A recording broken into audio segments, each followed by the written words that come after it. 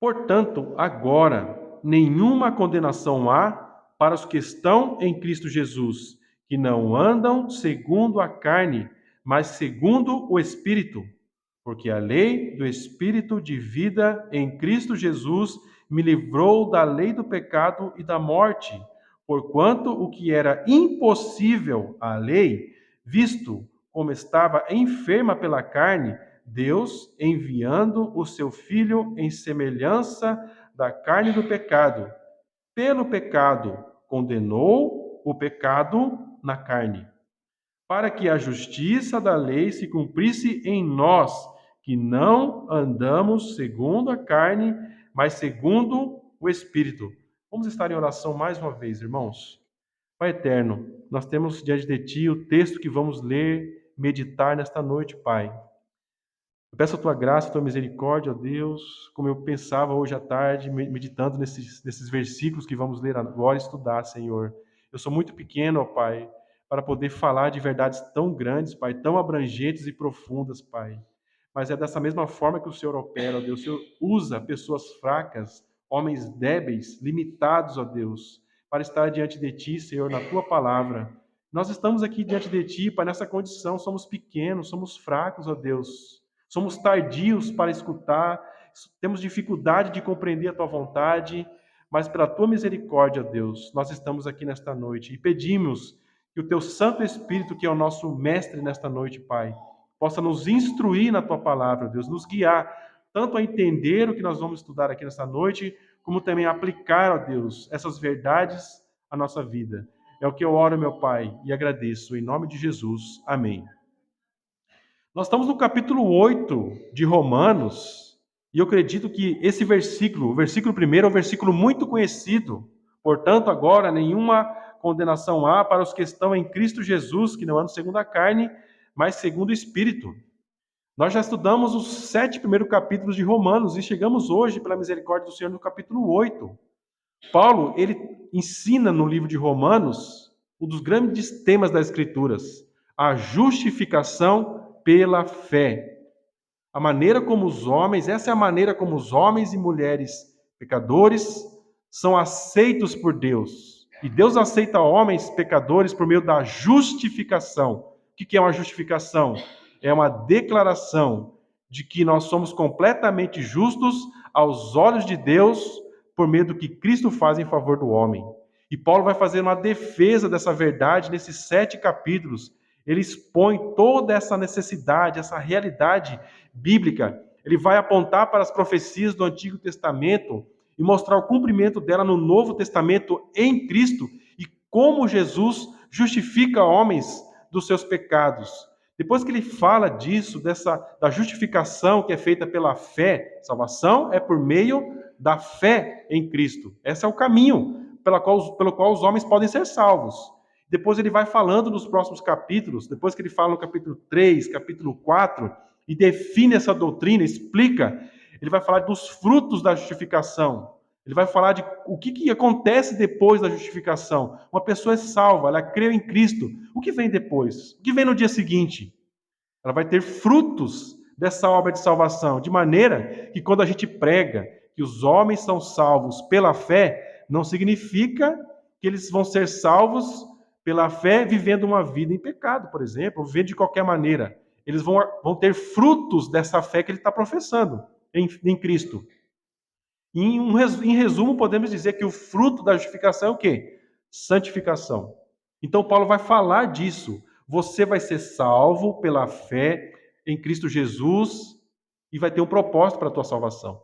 Por que você é justificado dos teus pecados? Existe uma declaração judicial, declarando você justo aos olhos de Deus. Para que você ande em santidade.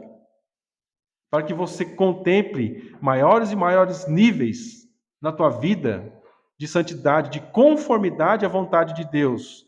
Existe todo um trabalho que Deus vai fazer em nossas vidas, moldando o nosso ser, moldando o nosso comportamento, a nossa vontade, mudando nossos pensamentos, as nossas ideias que a gente tinha sobre as coisas, para que a gente cumpra esse propósito de santificação na nossa vida. Aí no capítulo 7, se você for ler, Paulo ele se lamenta. Depois de ele tratar tudo disso na vida dele, ele vai olhar para a vida dele e vai se lamentar por causa do pecado que ele vê na vida dele, que sobrou. Ele foi salvo, ele foi justificado pela fé, e aí o cristão no começo da vida dele, ele pensa, cara, agora eu nunca vou ter problema com pecado. De repente, ele se vê cometendo pecados, errando, tomando decisões erradas. Isso vai causar agora uma reação diferente do que ele tinha antes da conversão. Quando a pessoa peca antes da conversão, ela se importa? Talvez ela é presa, sei lá, por algum motivo, ou ela sofre alguma consequência. Enfim, ela vai sentir o peso ali da lei, dos homens, ou do desprezo de alguém, se ele comete algum erro. Mas depois da vida cristã, quando a pessoa ela foi justificada pela fé, ela creu em Cristo, quando ela peca, o que ela vai sentir? Tristeza. E a tristeza pelo pecado é um dos frutos da justificação. São sinais que apontam para que uma pessoa realmente foi salva. Ela se importa com os pecados. Não é um pastor, não é um padre, não é alguém que está cobrando alguma coisa dela. Ela mesma se entristece ao olhar para a palavra, olhar para a forma como ela está longe de um padrão ou uma semelhança com Cristo na vida dela, ela se entristece. E no capítulo 7, Paulo, como nós já estudamos, ele apresenta 4 lamentos. Quando ele olha não para o pecado das pessoas em volta, que é tão comum, né, a gente olhar para os erros dos demais e a gente tem uma dificuldade muito grande de ver os nossos erros. Mas Paulo, no capítulo 7, ele se lamenta profundamente pelos próprios pecados, pela própria condição de pecado dele. E aqui, irmãos, é isso que vai ser o pano de fundo de Romanos capítulo 8. Depois que Paulo ele faz todo esse trabalho, ele se lamenta por pecados que ele vê na vida dele, então agora chega a hora dele, como ministro, trazer o consolo dos salvos, o consolo do crente. Palavras que vão trazer refrigério para o verdadeiro cristão que está em luta contra o seu pecado. E aí ele vai descrever qual que é o privilégio do crente. Biblicamente falando, nós vamos ter aqui Paulo apresentando no versículo 1, capítulo 8, versículo 1. Portanto, agora nenhuma condenação há. Depois de fazer então esses 4 lamentos, Paulo apresenta o consolo dos justificados. Irmãos, esse texto, esse consolo, não é para a pessoa que não tem compromisso com Cristo. Não é para a pessoa que ainda não veio à fé. É o consolo, portanto, nenhuma condenação há, é uma grande verdade, é uma grande promessa e algo tremendamente consolador para a igreja, para aquele que é um verdadeiro cristão. São palavras de grande refrigério para o cristão. Não existe uma música mais bonita do que essas palavras para um cristão. Nenhuma condenação há. Depois de tudo que Paulo fala e se lamenta e se queixa dos seus próprios pecados, ele traz essa palavra de consolo. Paulo confessa o pecado dele. O apóstolo Paulo, ele cometia pecados. Ele cita a cobiça que existia no coração dele, e ele fala: eu conhecia a cobiça, a lei me mostrou isso, a palavra, e eu me lamento, eu me entristeço por isso. Sem qualquer drama, ele fala que ele não via bem nenhum nele, na carne dele. E aqui tem essa grande palavra de consolo, portanto, agora nenhuma condenação há. Essa é a grande e central característica do que nós vamos tratar nesta noite, irmãos. O privilégio dos crentes. O privilégio daquele que é justificado pela fé. Qual é, irmãos? Não há condenação. Não há condenação para quem é justificado pela fé. Devido ao pecado remanescente, um crente pode e certamente será disciplinado pelo Senhor constantemente. O crente, ele foi salvo, ele creu em Cristo, ele continua errando, tomando decisões erradas, tendo pensamentos errados. E o que isso vai causar? Deus, em amor, o que ele vai fazer? Trazer disciplina sobre a tua vida. Mas jamais condenação. Isso nunca mais vai ser uma realidade na vida de alguém que foi salvo. Porque agora nenhuma condenação há. um crente fiel e piedoso pode até perder por algum tempo a alegria da salvação. O crente Davi, o rei Davi, era o homem segundo o coração de Deus, escreveu grandes salmos, mas ele cometeu pecados muito graves. E o que ele perdeu? A salvação? O Salmo 51 não fala isso. O Salmo 51, nós vemos Davi se queixando e se lamentando porque ele perdeu a alegria da salvação, mas ele não perdeu a salvação. Porque, irmãos, qual que é o privilégio dos crentes? Não há condenação. Mas nós jamais vamos perder essa segurança que nós temos em Cristo. Mas muitas vezes o crente é assaltado por dúvida, ele se sente inseguro em relação à salvação dele. Isso vai causar tristeza, vai causar abatimento sobre ele. Será que eu realmente sou salvo? Será que realmente estou andando com Cristo? Será que a minha confissão de fé é verdadeira? Ele pode ter dúvidas, irmãos, sobre insegurança sobre a salvação dele. Mas a salvação dele é completamente segura. Porque, irmãos, qual o privilégio do crente? Não há condenação.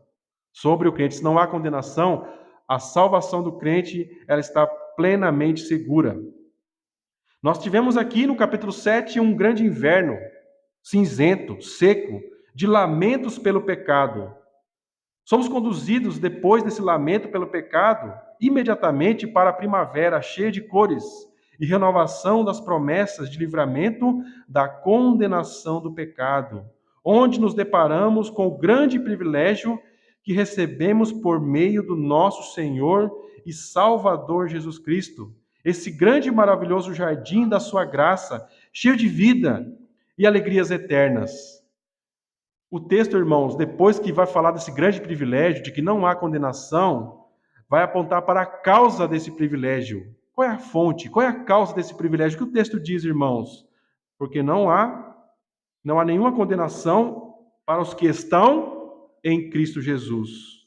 Por causa da nossa união com Cristo pela fé, estamos seguros e livres da condenação do pecado. Por causa da obra de justificação operada pelo nosso Senhor e Salvador Jesus Cristo, ele advoga em nosso favor eternamente.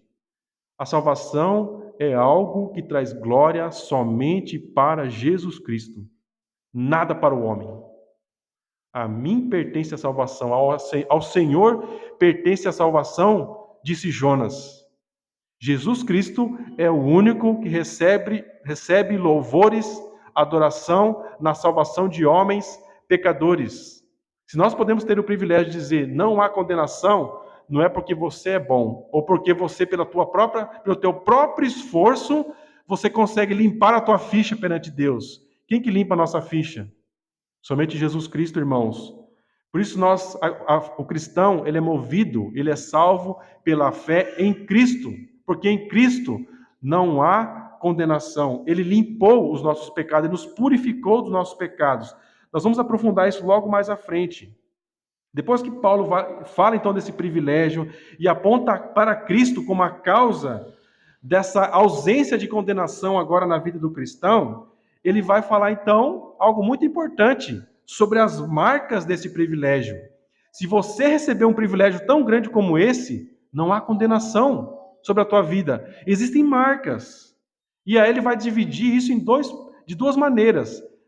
Não andam segundo a carne, mas andam segundo o Espírito. Nós vamos entender, diante de tudo que nós já estudamos, o que significa essa marca que Paulo traz aqui.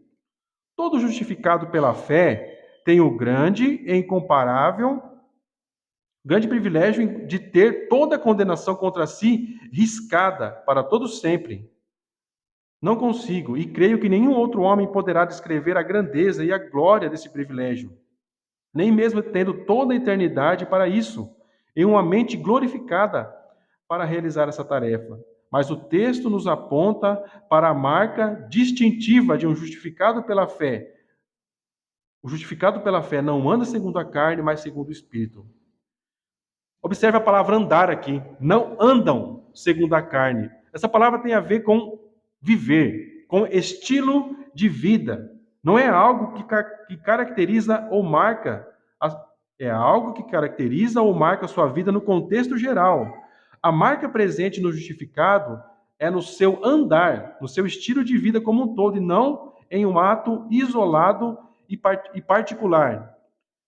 Irmãos, como eu disse, se você for pensar que você vai ser um cristão e que nunca mais você vai cometer um pecado, você está se equivocando.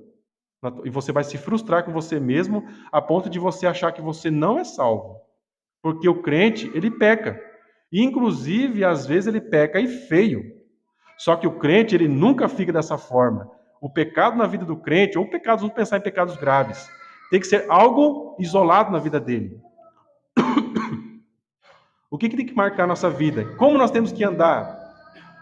Não. Pega um água para mim ali. Não segundo a carne. Para entender essa marca, precisamos lembrar dos lamentos pelos pecados do capítulo 7, que são esse pano de fundo para essa promessa tão maravilhosa. Paulo olha para os pecados remanescentes em sua vida e muito se entristecia por causa deles. Ele se lamenta e confessa os seus pecados com profunda tristeza. Não acredito, o apóstolo Paulo pecava. Sim, o apóstolo Paulo pecava exatamente como eu e você. Eu acredito, irmãos, posso dizer que é um dos homens mais santos que já pisou na terra, um dos homens mais piedosos, mais usados por Deus, o grande missionário do Novo Testamento. Paulo foi responsável para pregar o evangelho aos gentios. Quem são os gentios, irmãos? É muita gente. São todos os povos que não são judeus. Isso incluía todo o Oriente Médio e depois a Europa. Paulo prega, inclusive, na Espanha, que é bem perto da nossa cultura aqui. Paulo vai pregar na Espanha. Quando ele olha para a vida dele, mesmo depois dele ser salvo e ter tido testemunhos profundos, realidades profundas que ele compreende da glória de Deus, inclusive dos céus, a princípio, os teólogos entendem que Paulo foi transladado ao céu, ele contemplou coisas que o Espírito não permitiu que ele falasse, coisas talvez até maiores do que foram reveladas a João na ilha de Patmos. Quando você lê o Apocalipse, você tem aquelas revelações. Paulo teve revelações tão profundas que a ele não foi permitido compartilhar com outras pessoas. No entanto, se você ler Romanos, capítulo 7, você vai ver Paulo se lamentando. Eu coletei aqui alguns versículos, os irmãos podem virar a página aí no capítulo 7. Vamos ler o versículo 18 e o versículo 23, pular para o 23 e ler o versículo 24. Capítulo 7, versículo 18, vamos ler o versículo também 23 e 24. Nós temos aqui um exemplo do lamento de Paulo pelo pecado dele. Porque eu sei que em mim, isto é, na minha carne, não habita bem algum. E com efeito, o querer está em mim, mas não consigo realizar o bem. Mas vejo nos meus membros outra lei que batalha contra a lei do meu entendimento e me prende debaixo da lei do pecado que está nos meus membros. E finaliza, irmãos, o lamento: miserável homem que eu sou, quem me livrará do corpo desta morte? Olha o lamento que o apóstolo Paulo fala. Como a gente comentou sobre isso, Paulo está exagerando no seu lamento. Ele não está dramatizando o seu lamento. Paulo, à luz da palavra, contemplando a realidade bíblica sobre a natureza humana, ele olha para ele e vê o que, irmãos? Miséria. Ele vê pobreza espiritual, como Jesus disse, que são bem-aventurados aqueles que são pobres em espírito. E está aqui a pobreza em que sentido, irmãos? O pecado. O pecado não é algo que nos enobrece. O pecado é algo que nos empobrece. Na nossa cultura e no mundo, o pecado é algo que enobrece os homens. Os homens se gabam, são troféus que eles ostentam, o seu pecado. Os homens tentam medir quem é mais nobre que o outro por causa do quê? Por causa dos seus pecados. Mas o crente é diferente, irmãos. É algo que empobrece. Não é mais um troféu, mas é um sacão de lixo que ele tenta esconder de todas as formas, que ele tenta se livrar. E muitas vezes ele se vê numa luta que ele não consegue, em certa medida. Ele vê grandes medidas de livramento do pecado, mas ele vê que restam ainda algumas coisas. E esse resto de pecado que sobra no ser dele causa muita tristeza, causa muito lamento. Então, irmãos, a pergunta aqui é: qual que é o fundamento do estilo de vida de alguém que recebeu o grandioso privilégio de não ter nenhuma condenação? Será que é viver na carne ou viver no espírito? Viver no espírito. A resposta é bem clara. Paulo vai falar isso no finalzinho do versículo 1. Mas andam segundo o espírito. Nós podemos partir para um segundo tópico do nosso estudo. A maneira como o justificado recebe acesso a esse privilégio. Como que um crente ele vai receber a libertação da condenação do pecado? Porque a lei do Espírito de vida em Cristo Jesus me livrou da lei do pecado e da morte. Lá no versículo 2. Como então que Jesus ele vai te dar esse privilégio, dar esse grande privilégio para os salvos, a libertação da condenação? O texto vai usar uma expressão que não é muito falada. As pessoas geralmente citam o versículo 1, nenhuma condenação há. No versículo 2, Paulo está explicando como que isso é possível. Porque a lei do Espírito de vida. Por meio de uma lei, então, é que Cristo traz esse privilégio para nós. No capítulo anterior, aprendemos que antes de ser salvo, o justificado está debaixo do domínio da lei. Mas tinha uma péssima relação com a lei, porque sendo baseado em um pacto de obras, este devia obedecer à lei perfeitamente, mas devido à sua condição de pecado, a única coisa que ele fazia era quebrar a lei. E por essa razão, estava condenado debaixo da lei, e o castigo merecido por isso era a morte. A nossa relação, se você é um salvo, irmãos, você passou durante a tua vida debaixo do domínio da lei. Mas não num sentido bom, num sentido muito ruim, porque a lei no Antigo Testamento é muito boa, não é boa a lei? A lei de Deus revela quem Deus é, o caráter de Deus e a vontade dele para os homens. Mas quando a Bíblia fala, na maioria das vezes no Novo Testamento, que o homem está debaixo da lei, o que ele quer dizer? Que o homem está debaixo da condenação da lei. A lei ela vai trazer mandamentos e vai falar consequências se você não cumpre ela. Qual que é o nosso problema, irmãos? Na nossa condição de pecar, nós podemos cumprir a lei de Deus? Alguém pode argumentar, eu cumpro em parte. Mas será que para Deus, que é infinitamente santo e justo, ele vai aceitar coisa capenga pela metade? Não. Se não é perfeito, isso não é aceitável aos olhos de Deus devido ao seu caráter infinitamente santo e justo. E então o problema. Para ilustrar isso, no capítulo 7, Paulo ele vai trazer o exemplo do casamento. Ele fala que o homem ele está sobre o domínio da lei, assim como a esposa, a mulher está dominada pela lei do marido enquanto ele vive. Então, para explicar, mas tá, o crente ele é salvo, ele precisa haver uma mudança dele em relação à lei. Como funciona o casamento? A pessoa tem um vínculo, deve obediência àquele vínculo enquanto o seu esposo, a sua esposa vive. Depois que ela morreu, ou o esposo morreu, encerrou o vínculo. Paulo ele vai falar isso. Jesus torna acessível para nós a ausência de condenação, ele afasta a condenação dos nossos pecados, porque esse primeiro marido morre. A lei morre, não é isso que nós aprendemos? Como que ela morre? Como que a lei morre? A vontade de Deus deixou de existir? O mandamento dele para os homens, não matarás, não furtarás, não darás falso testemunho. Não. Mas como que a lei morre para o salvo? Em que sentido? A condenação morre. A condenação da lei morre por quê? Quando você crê em Cristo para a salvação, você crê que Cristo é o único Senhor e o único Salvador, o que acontece? Você é declarado justo aos olhos de Deus pela fé. O que acontece? Você morre para o pecado. Você morre para a lei que te condenava. E agora você vive com Cristo. Você morreu com Cristo e você ressuscitou juntamente com Cristo. É a nossa união com Cristo. O crente está ligado em Cristo. Nenhuma condenação há para aqueles que estão em Cristo Jesus. Olha só, observa essa preposição em. Ela é muito importante. Por que é importante? Porque ela aponta para a ligação do salvo com Cristo. Irmãos, o nosso único escape é Cristo. É se você está em Cristo. Como que a gente traz para a nossa realidade essa verdade espiritual? Como que eu posso estar em Cristo? Se você crê nele como Senhor. Se você olhou para a tua condição de pecado e viu que você está falido espiritualmente, morto espiritualmente. E você olha para Cristo como ele realmente é: Senhor e Salvador da sua vida.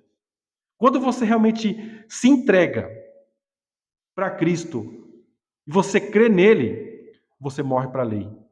E ela está morta para você, ela já não pode mais trazer a condenação sobre a tua existência. Você está livre pelo sacrifício que foi feito no seu lugar. E é o sacrifício que Cristo faz por nós.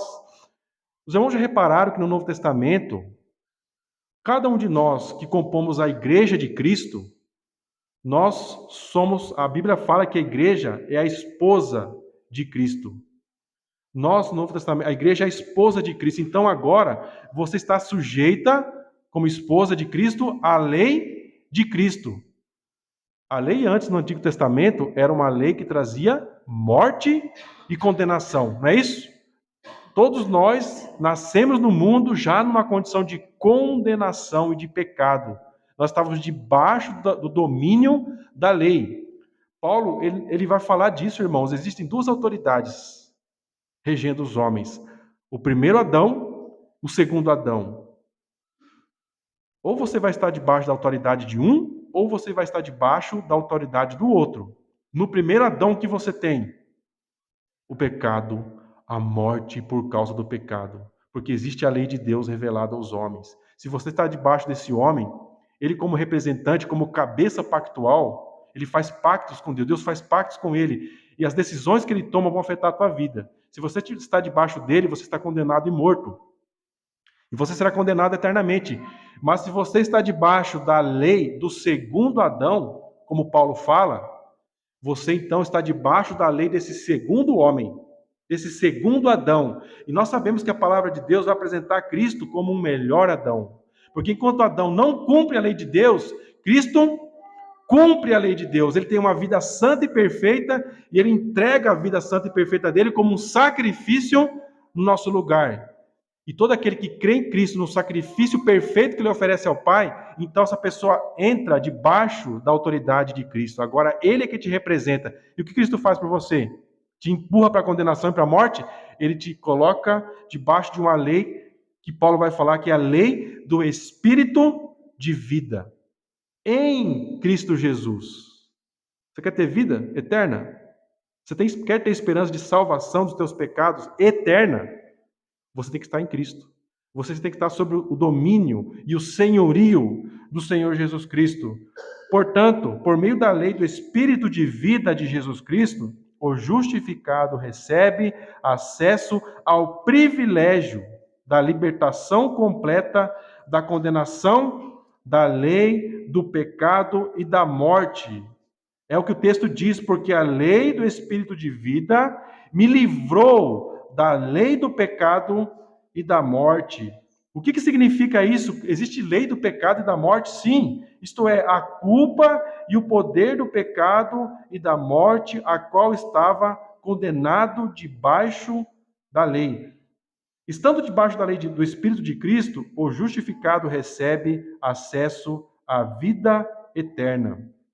E no versículo 3, Paulo fornece uma explicação mais detalhada da razão de Cristo ter intervido na nossa realidade, na realidade daqueles que são eleitos e escolhidos pelo Pai para receberem a vida eterna e a libertação da condenação do pecado. Então, Paulo vai apresentar a limitação da lei e a providência de Cristo. Vamos ler o versículo 3. Porquanto o que era impossível à lei, visto como estava enferma pela carne, Deus, enviando o seu Filho em semelhança da carne do pecado, pelo pecado, condenou o pecado na carne. Eu sei que vocês deram um nó na cabeça aí. O texto em hebraico, eu acredito que não tem essa confusão, esse nó na nossa língua que a gente vai falar. Mas traduzindo para o português fica ruim de entender, fica difícil de entender. Vamos por partes para a gente poder entender, então, a explicação que Paulo faz. Como eu disse, a explicação dele, irmão, se você quiser entender, ele vai falar da limitação da lei. Sendo a lei limitada, algo tem que acontecer para que os pecadores que são salvos possam receber a libertação dos pecados, da condenação. Primeiro vamos pensar na limitação da lei. O texto vai dizer, porquanto o que era impossível impossível a lei. Novamente, vou fazer uma pergunta. A lei de Deus é má? Não é má. Mas a lei de Deus, nós podemos dizer, porque nós temos aqui na Bíblia, ela era limitada para trazer salvação para os homens. Qual o problema, irmãos? Com todo respeito, a maioria das igrejas que nós temos por aí estão ensinando uma salvação por obras. Como se o homem, pela sua capacidade, pudesse cumprir a lei de Deus. Isso é um absurdo, irmãos. Isso anula a obra de Cristo. A lei de Deus, ela é perfeita, santa, mas ela é limitada. Em que sentido? Ela não pode trazer salvação para a tua vida. Ela vai simplesmente fazer, como eu já expliquei aqui algumas vezes, ela vai mostrar a tua condenação. É isso que ela vai fazer. A lei vai fazer assim, ó, olha como você está condenado, e é grave, você está morto em pecado e você está indo para o inferno. Pum, fecha a porta da esperança da salvação. Mas imediatamente o que ela faz? Aponta para Cristo. Mas existe uma porta de salvação, não aqui, mas em Cristo. Em Cristo você pode receber a salvação dos teus pecados no qual você está condenado aqui. Se você for buscar a salvação nesta porta, você não vai encontrar. Você só vai encontrar em Cristo Jesus. A lei é limitada. E o texto não vai falar qualquer limitação. Era impossível. Não é isso que o texto diz, irmãos? Era impossível a lei. Leiam lá, irmãos, o versículo 3. Porquanto que era impossível a lei. Jesus foi enviado para fazer aquilo que a lei não podia. Observe no Antigo Testamento, acredito que todos aqui que sabem a história. Moisés levou os filhos de Israel até a fronteira da terra de Canaã, mas ele pôde entrar na terra de Canaã? Ele não pôde entrar, inclusive ele morreu. Quem que vai na sequência? Josué ficou encarregado de entrar com o povo para possuir a terra prometida. Aquela história é um tipo, Josué, ele tipifica Cristo nessa condução do povo de Deus. Moisés, a Bíblia vai falar que existe a lei de Moisés, porque foi revelada a ele. Mas ele conseguiu, com o seu ministério, conduzir o povo para dentro da terra prometida? Não. Ele não só não conseguiu, como ele morreu. Mas Josué, tipificando Cristo, é responsável por conduzir o povo para dentro da terra prometida. De igual modo, Jesus veio completar aquilo que a lei de Moisés não pôde. O que ele não pode fazer? A lei não pode fazer. Libertar o povo da condenação do pecado. Novamente, irmãos, a lei ela é perfeita. Qual o grande problema? Se você quiser se basear no primeiro homem, Adão, você tem um pacto com Deus, onde Deus cumpre condições, mas você tem que cumprir as suas. Qual o problema, irmãos? Adão não cumpriu, você também não cumpre. E nenhum ser humano na Terra vai conseguir cumprir qualquer pacto com Deus ou manter uma aliança com Deus.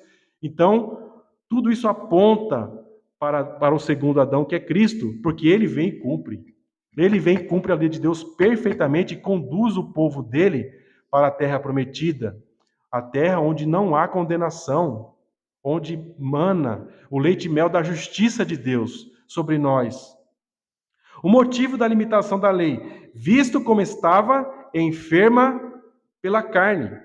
Era impossível a lei nos justificar. Para você ser justificado pela lei, o que a lei exige? Cumprimento perfeito e absoluto. Você não pode ter um pensamento mal. Aí já era. Ah, mas eu nunca fiz nada para ninguém, mas já pensou. Já era, está encerrado. Então, é isso. A lei não, você não consegue se justificar a lei. O texto vai dizer assim, é algo pesado que ele fala, visto como estava enferma pela carne.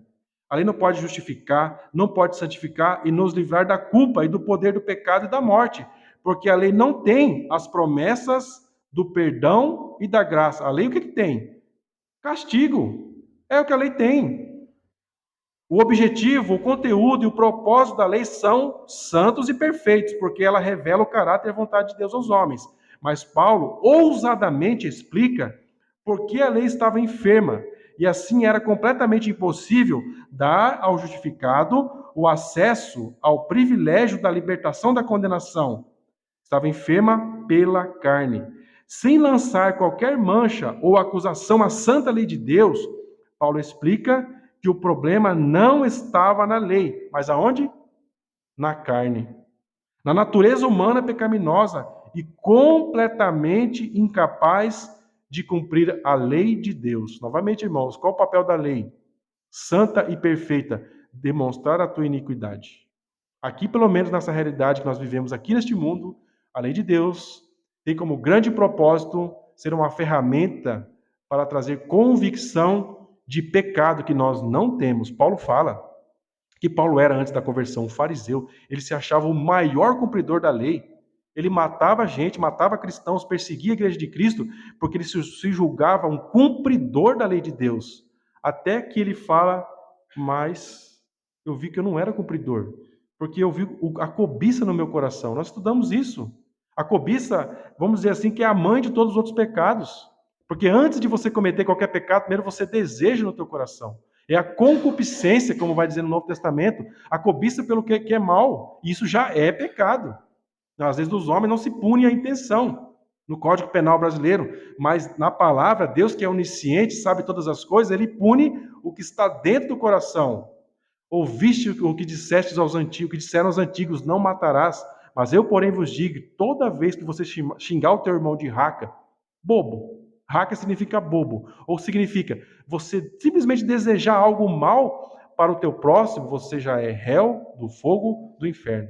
Quem fala isso? O manso e bondoso Jesus, interpretando as Escrituras como profeta. Mateus capítulo 5. Por que, irmãos?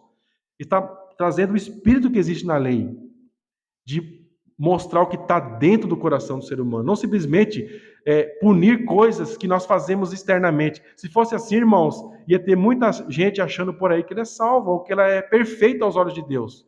É muito fácil, nós já estudamos na escola bíblica, você criar uma tradição humana e encher de regra. Aqui as mulheres só podem usar um chapéuzão comprido, de 5 metros para cima, os homens têm que usar um roupão comprido, senão ele não é salvo. É fácil, é basta colocar uma roupa assim e você está cumprindo a lei. Não é assim que a maioria das igrejas são? Religiões?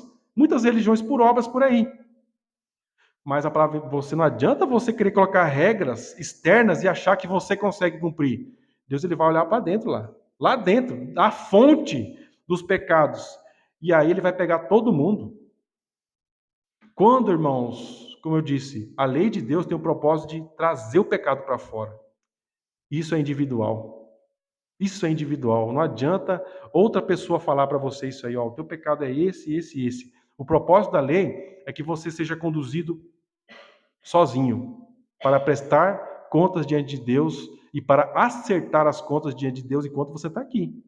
E o que você vai ver à luz da palavra? Pecados. Não vai ver coisa boa. Se você olhar à luz da palavra, leia Romanos capítulo 1, capítulo 2 e capítulo 3. É um DNA, é um exame, é um raio-x da nossa natureza pecaminosa e da maldade do nosso coração. Nós precisamos individualmente olhar para essa realidade. Enquanto o homem não olha sinceramente, honestamente, com base na autoridade da palavra sobre a condição de pecado dele, ele nunca vem para Cristo. Ele pode ouvir milhões de sermões, ele pode frequentar a igreja por 90 anos. Enquanto ele não lida individualmente com a própria condição de pecado, irmãos, ele vai estar recusando a oferta de salvação que é gratuita. Ele está confiando numa salvação por obras. Ele se julga cumpridor da lei de Deus e que ele consegue, pelas próprias forças, resolver o problema que ele tem, o maior problema que ele tem, que são os seus pecados perante Deus. Então, esquece, não tem como alguém ser salvo se julgando o cumpridor da lei de Deus. A lei está enferma, não porque ela tem algum problema, mas por causa do homem. Ela não foi destinada ao homem. O homem consegue cumprir? Não. Então a lei está enferma, como Paulo diz, por causa do pecado. Então, na providência de Deus, o que acontece, irmãos? O que ele faz para Deus resolver o problema do homem? Envia o seu único filho. O texto vai dizer: Deus enviando o seu filho em semelhança da carne do pecado. Pelo pecado condenou o pecado na carne. Vamos por partes. Jesus foi enviado então em semelhança da carne do pecado. Uma atenção redobrada deve ser dada a cada palavra usada aqui. O texto não diz que Jesus foi enviado em carne. Olhem lá para a Bíblia, irmãos, acompanhem. Não foi enviado em carne do pecado, mas como? Em semelhança da carne do pecado. Isso é uma palavra importante. Embora sem pecado e corrupção, Cristo assumiu a natureza humana, mas sem se contaminar com qualquer partícula, qualquer poeirinha do pecado, qualquer molécula. Que grande demonstração de graça e misericórdia que Jesus Cristo tenha sido enviado em semelhança da carne do pecado. Por que, irmãos, que teve que ser enviado em semelhança da carne do pecado? Que tipo que é a tua carne? É santa ou é em pecado? Ou é pecado? Pecado, a Joana sabe, né, Joana? É pecado. Jesus vem, mesmo sem ter cometido pecado, mas em semelhança da carne do pecado. E esse adjetivo é teu e meu, nosso. Não é bonito, não. Eu brinco com os irmãos aqui que eu poderia xingar você do nome mais feio, mas não existe pior xingamento do que eu chamar você de pecador. E é uma palavra tão comum, religiosa, né? Ai, todo mundo é pecador. Você deveria se envergonhar, fazer um buraco, um poço e se enfiar lá dentro, colocar uma tampa e nunca mais sair. De tão feio que é essa palavra. E o que o texto diz que Jesus foi enviado em semelhança da carne do pecado, sem cometer nenhum pecado. Irmãos, pensa em Cristo, olha a glória dele. Olha a glória do Messias, a grandeza dele. Jesus não pode aparecer aqui, irmãos, em um certo nível substancial, porque a gente morreria do coração, morreria instantaneamente. Tamanha a glória dele, majestade e santidade. Os serafins estão lá diante dele, eles não podem olhar para Cristo. Os serafins queimam diante dele, só pode falar uma coisa: santo, santo, santo é o Senhor dos exércitos, toda a terra está cheia da sua glória. Os anjos não podem contemplar a majestade de Cristo, irmãos. E o que ele se faz? Semelhança da carne do pecado. Só isso já bastaria para o nosso coração se derreter na presença dele, irmãos. Não só em semelhança da carne do pecado, mesmo sem ter cometido qualquer pecado durante sua vida, Jesus, para demonstrar que ele fez, que mesmo sem ter pecado, ele foi enviado aqui em semelhança da carne do pecado, com sinais, com provas. Jesus, mesmo sem ter cometido pecado, ele foi circuncidado ao 8º dia. Jesus se batizou. Por que a gente se batiza? Por que uma pessoa se batiza? É um sinal, é uma profissão pública de fé, onde ele está morrendo para os seus pecados e ressuscitando com Cristo. Jesus, nessa semelhança que ele vem aqui neste mundo para nos identificar com o nosso pecado, o que ele faz, irmãos? Se batiza. Mesmo sem ter cometido pecado nenhum, para demonstrar o nível de envolvimento, de amor e misericórdia, como nós podemos examinar, que isso não tem outra palavra, é amor e misericórdia. Qual o outro lado? A gravidade do pecado. Novamente, pecado é uma piada na boca de bêbado por aí. Mas o que é o pecado? Olha a gravidade, podemos pensar em várias coisas, nas tragédias que acontecem no mundo, famílias destruturadas, criancinhas que morrem, enfim, várias coisas. A pior desgraça do pecado, se for pensar, irmãos, é a vinda do Filho de Deus. A vinda do unigênito Filho do Pai a esse mundo sujo e empoeirado e se tornar semelhante a nós. Mesmo sendo infinitamente santo e justo, se torna semelhante a nós a forma dessa carcaça aqui, contaminada, como Paulo diz, escrava e vendida ao pecado. Jesus vem como um escravo, o pior do pior nível, que é o pecado que morre. Um escravo que morre por causa de uma condenação. É o pior nível de escravo. Ele vem fazer o trabalho mais baixo de um escravo nesse mundo. E qual o pecado? Nos purificar dos nossos pecados, se tornando semelhante a nós. Jesus não vem aqui só na terra e é semelhante a nós. O texto vai dizer que ele foi sacrificado pelo pecado. E essa expressão difícil que nós lembramos se torna fácil. O texto vai dizer: pelo pecado condenou o pecado na carne. Toda essa expressão difícil aqui, o que é? Jesus veio em forma humana, em semelhança da carne do pecado, e sofreu castigo por causa dos pecados dele. Ele tinha pecado? Não. Por causa dos nossos pecados, de todos os nossos pecados. Pelo sacrifício da sua própria carne, enviada em semelhança do pecado, Cristo satisfez a justiça de Deus e condenou o pecado de todos os justificados pela fé. Quando Cristo vem aqui, ele condena o teu pecado, irmãos. Como? Como ele faz isso? Sofrendo o castigo que você merecia. Você merece a ira de Deus, então a ira de Deus é derramada. Merece a morte, então você precisa morrer. E quando ele é castigado e morre, não somente perante a mão dos homens, como nós já estudamos, mas perante a mão do seu próprio Pai, e recebe toda a ira do Pai sobre o seu ser, sobre a sua carne, sobre a sua alma, o que acontece, irmãos? ele mata o teu pecado, ele mata a tua condenação que estava em aberto, a dívida que estava em aberto sobre você. E quando ele faz isso, ele te declara completamente justo, completamente livre da condenação da lei. Dessa maneira, o pecado está condenado por Cristo. E ainda que vejamos os sinais, o remanescente dele em nosso ser, sabemos que ele já foi condenado. E pouco tempo de permanência que lhe resta em nós não pode passar de um corredor da morte para ele. Nós fomos salvos, como eu disse, mas a realidade do pecado ainda existe sobre nós.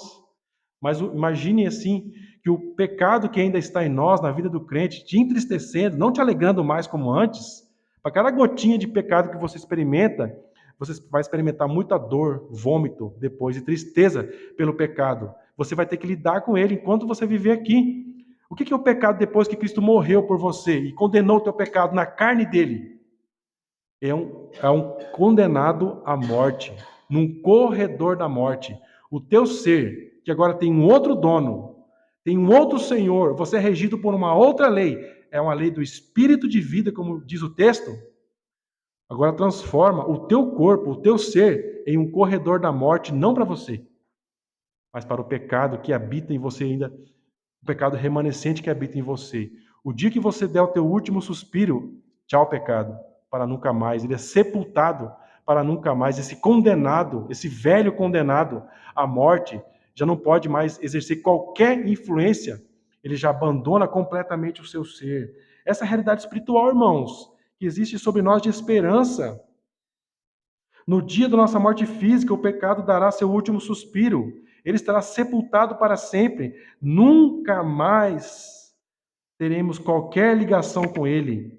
Mas nós que estamos livres da condenação do pecado, entraremos no gozo eterno que está reservado para nós no Espírito de vida em Cristo Jesus. Essa é a nossa esperança enquanto aguardamos esse dia chegar.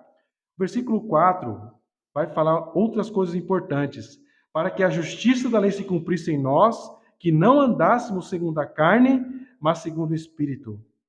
Com o sacrifício de Cristo, a justiça de Deus se cumpriu em nós, porque jamais poderia ser cumprida por nós. Essa questão, irmãos, as palavras em, como eu disse, somente em Cristo, porque jamais você poderia ser cumprida por nós.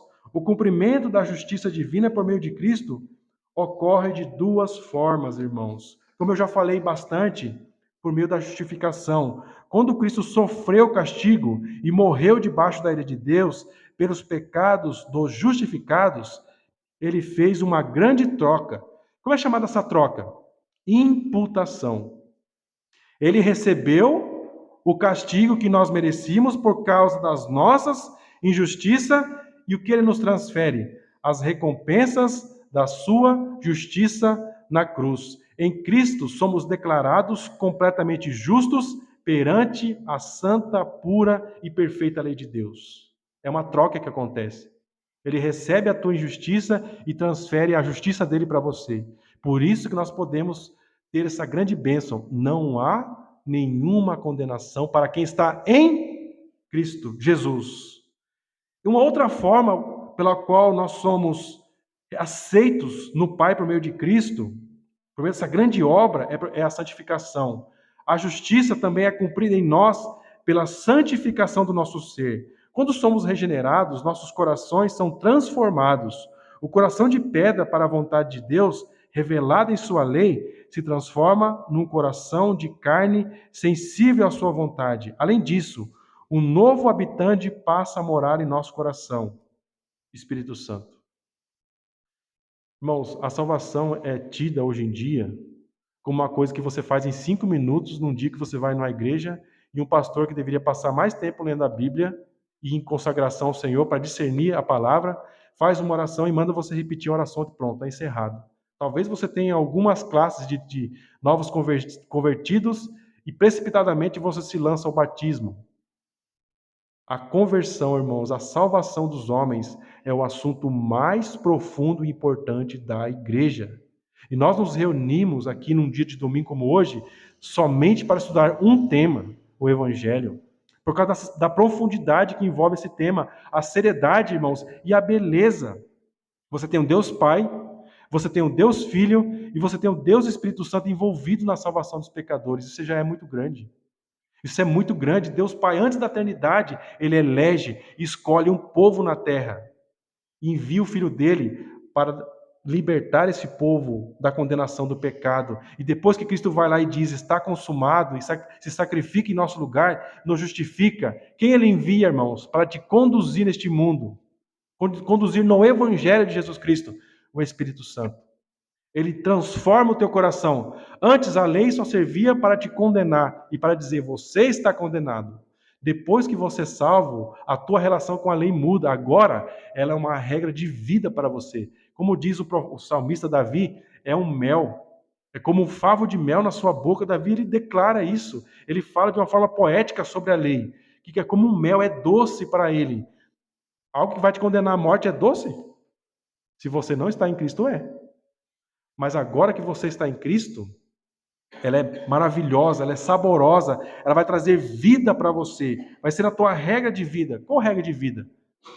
A regra do Espírito de vida em Cristo.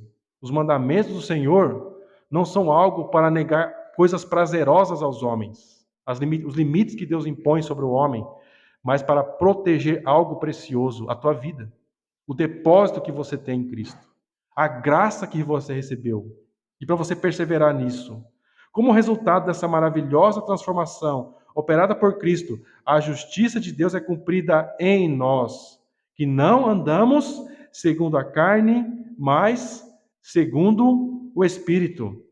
O sacrifício de Jesus Cristo nos capacita a viver não segundo a carne, mas segundo o Espírito. O Espírito de vida em Cristo concede ao seu povo as condições apropriadas para viver em sua presença santa para sempre, porque recebemos um grandioso privilégio das mãos furadas do nosso Salvador Jesus Cristo. Fomos libertados da condenação do pecado. Nenhuma acusação pode ser feita contra nós por causa do sacrifício perfeito que Cristo ofereceu na cruz.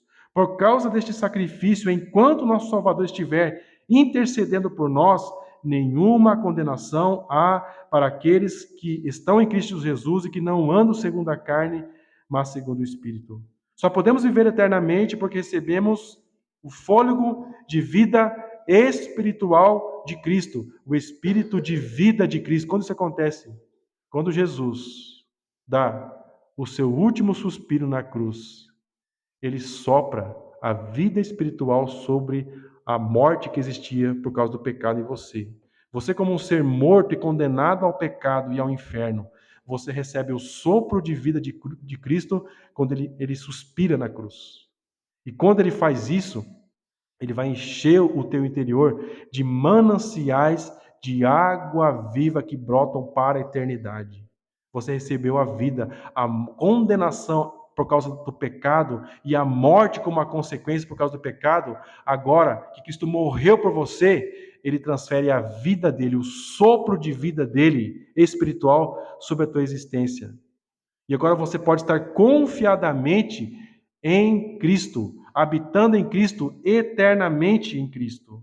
Após recebermos esse fôlego de vida, rios de água vida, de santidade brotam do nosso coração. Agora não vivemos mais segundo a lei da carne, que nos escravizava a uma vida de desobediência e rebelião a Deus. Isso é um passado. Agora podemos viver nesse espírito de vida que procede de Cristo, que procede da onde, irmãos? De termos mais práticos, da cruz de Cristo.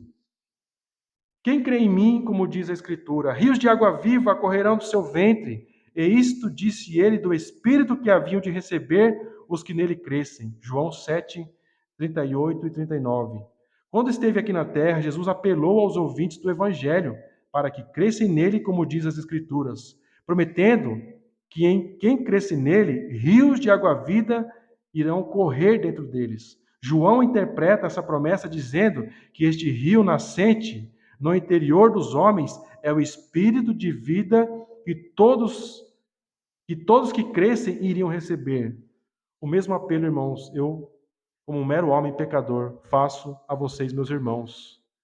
Creio em Cristo, como diz as Escrituras, que do manancial Existirá um manancial de vida partindo da cruz de Cristo sobre o teu ser, trazendo vida e te libertando da condenação do pecado, da morte eterna por causa do pecado e trazendo vida por meio de Cristo, irmãos. Nossa segurança é solos Christus, é somente em Cristo e no que ele prometeu, irmãos. Olhe para a cruz de Cristo, olhe para ele. Essa é a única fonte, é a única forma preparada por Deus, através do qual os homens podem ser salvos da condenação e poder cantar essa linda música. Não há condenação para aqueles que estão em Cristo Jesus, que não andam segundo a carne, mas segundo o Espírito.